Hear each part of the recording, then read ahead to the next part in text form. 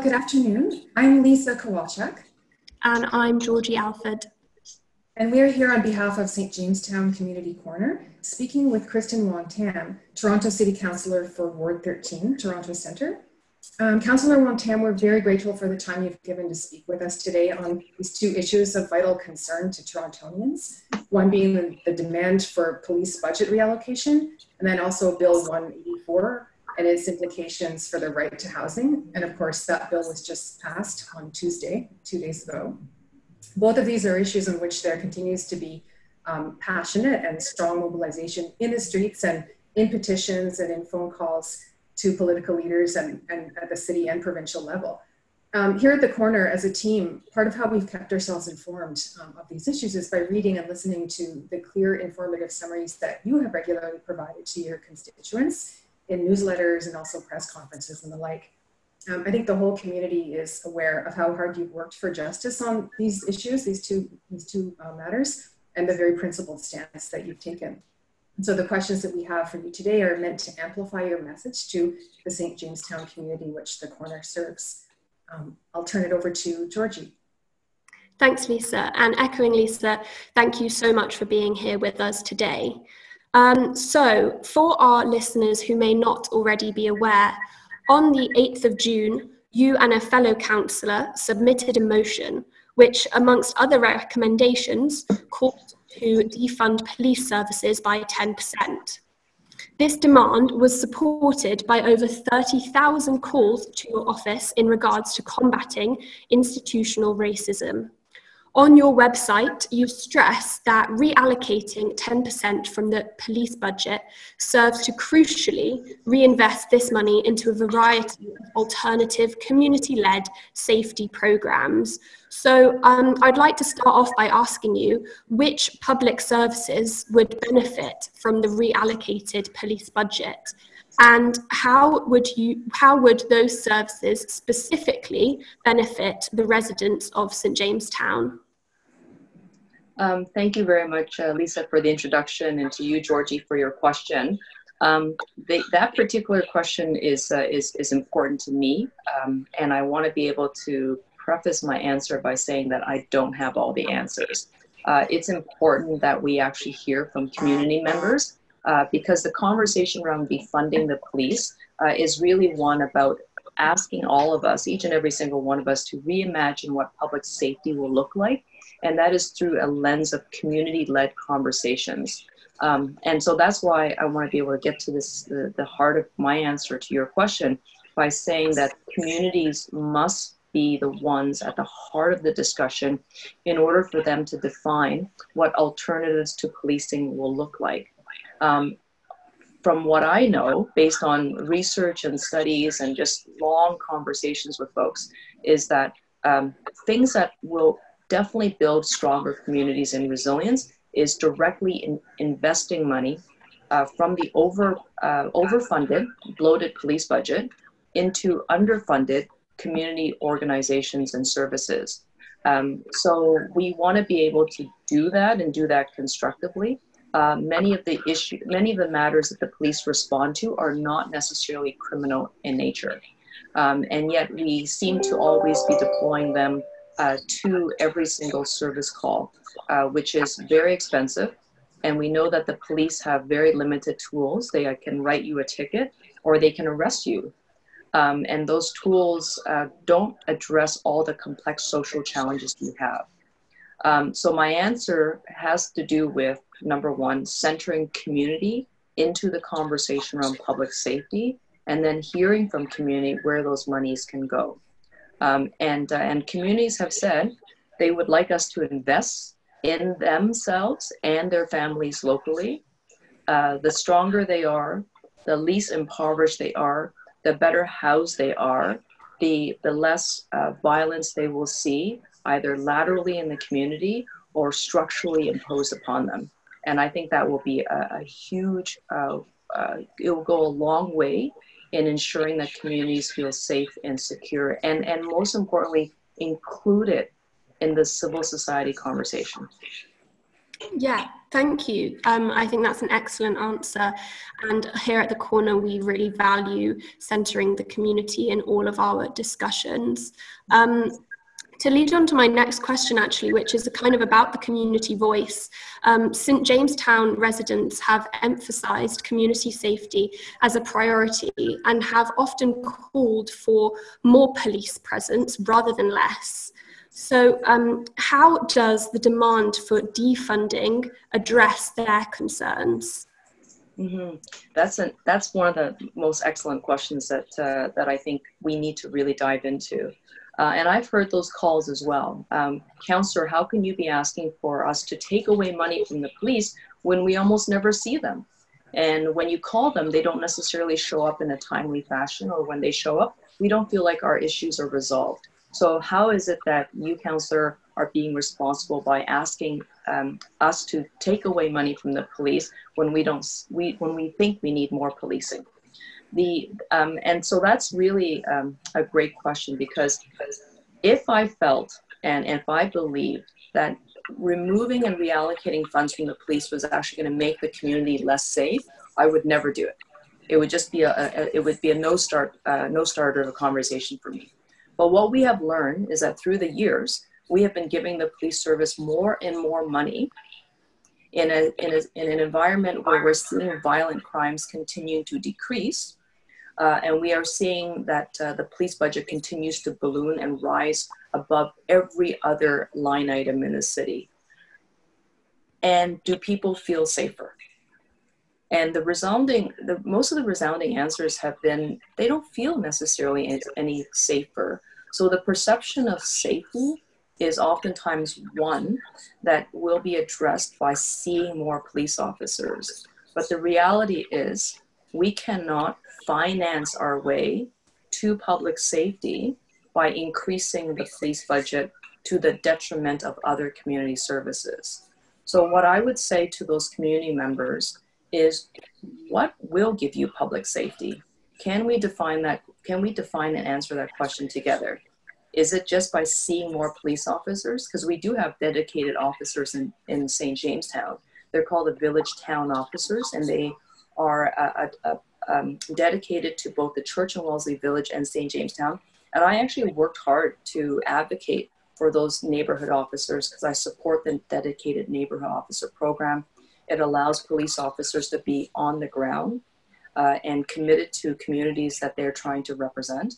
So for me, it's not about removing all police services, but investing in the ones that we need. And I support the neighborhood service, the neighborhood officer program.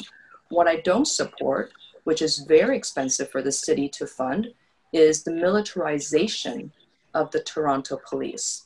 And we are now seeing, because the budgetary line items are becoming available because of the reform motions that were adopted at council, we're starting to see some line by line items coming out of the Toronto police.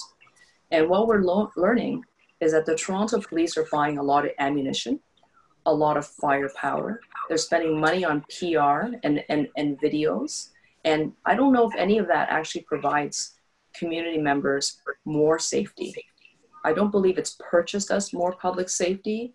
And so therefore we need to be strategic on how we deploy a business lens to this. If you're not getting good outcome, and the outcome you expect from the Toronto police with the money we've given them, then we need to be able to ask ourselves the question, is there a different service provider at the provincial or city level that's better suited at giving us the outcome what we're looking for? And in this case, it could be around high quality community services and community facilities, so kids have a place to go.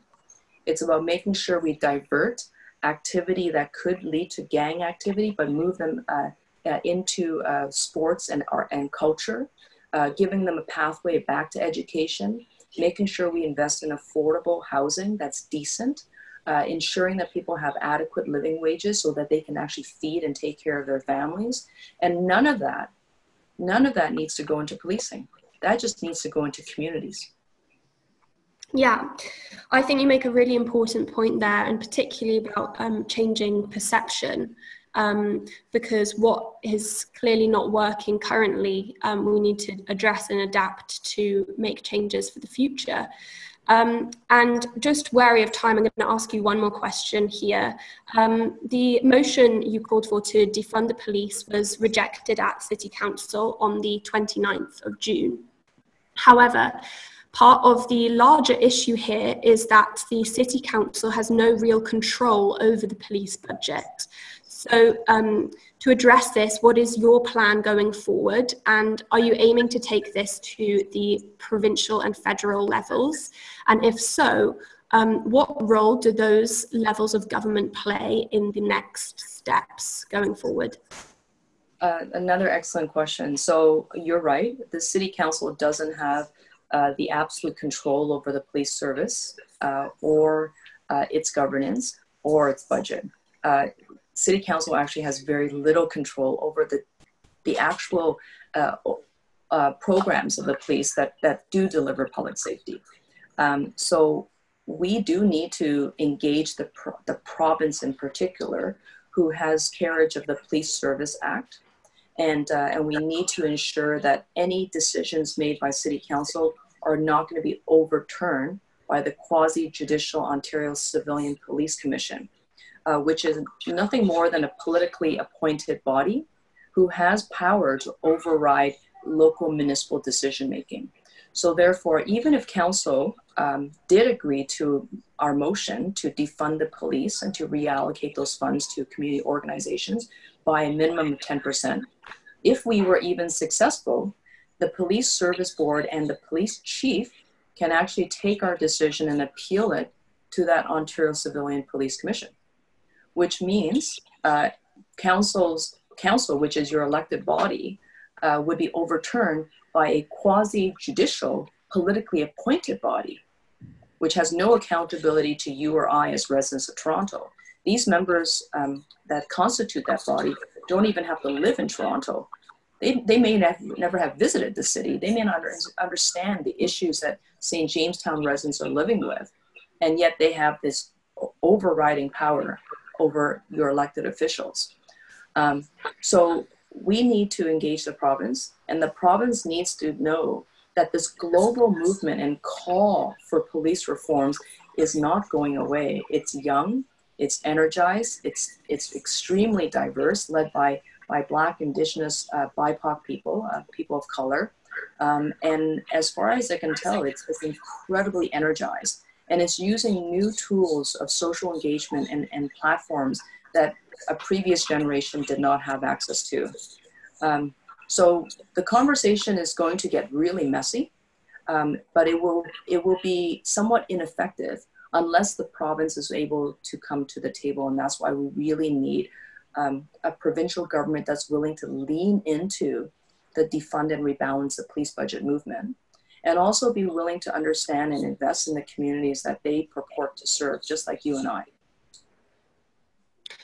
That's a great answer. Thank you very much. And because I'm wary of time, I'm going to hand over to Lisa now, who is going to ask you some new questions.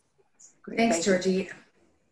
Thanks, Georgie, and thanks, Councillor Wong Tam, for bringing these important points to light, including some new information I think many people wouldn't have known. So I have a few questions for you concerning Bill 184, which was just passed 2 days ago.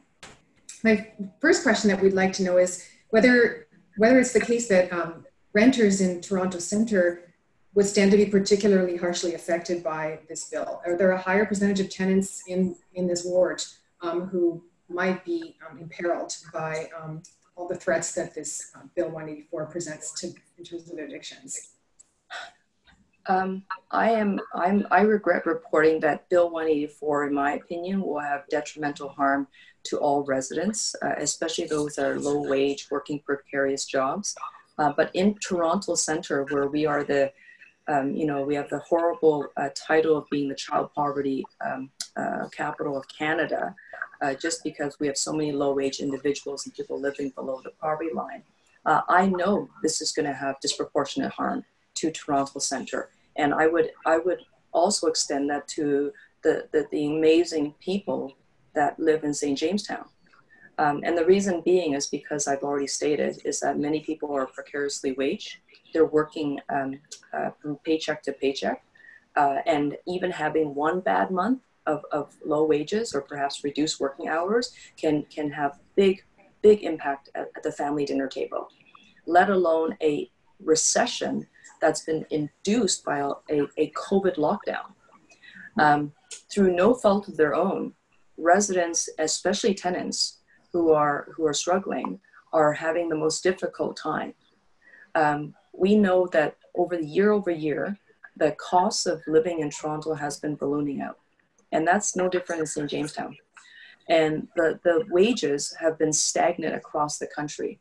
At the same time, the cost of housing has not kept up with the pace of wages.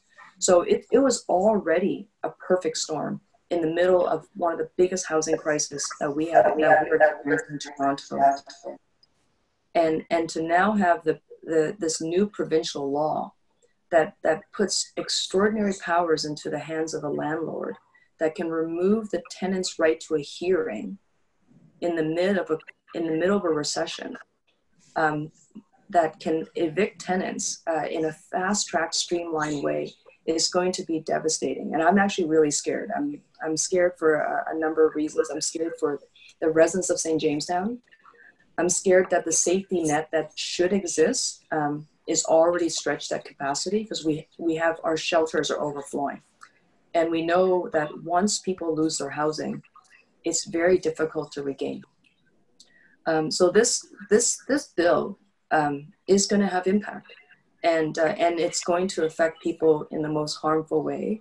And I think it's actually entirely tragic, because it's entirely political and entirely avoidable and preventable. And the Premier is just not listening to constituents across Ontario. That's very sobering, perhaps not surprising. Can you tell us a little bit about what the mayor and the city council are doing? Are they doing enough? Like, we know that you've worked alongside the provincial NDP and various tenants' rights advocate groups to persuade the government not to pass a bill, but that didn't work. So, what are the mayor and city council doing? Do you think they've done enough? I think that not enough has been done by all of us.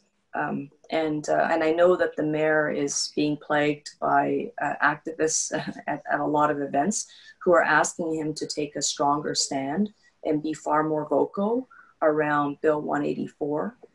And this COVID-related evictions bill, which we know is going to have harmful effects, is going to also not just be it's not just the emotional turmoil on residents, but from a business point of view, financially, the City of Toronto should be much smarter about it, simply because if people fall through the cracks, even if it's provincial legislation that's causing the harm, we're going to end up catching it, because people live in neighborhoods and the harm will be felt in communities. So therefore it becomes a local issue, even though it has provincial purview.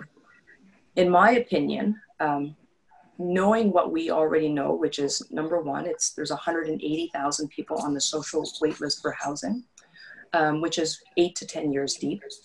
It is nearly impossible to get any rent relief because it just doesn't exist.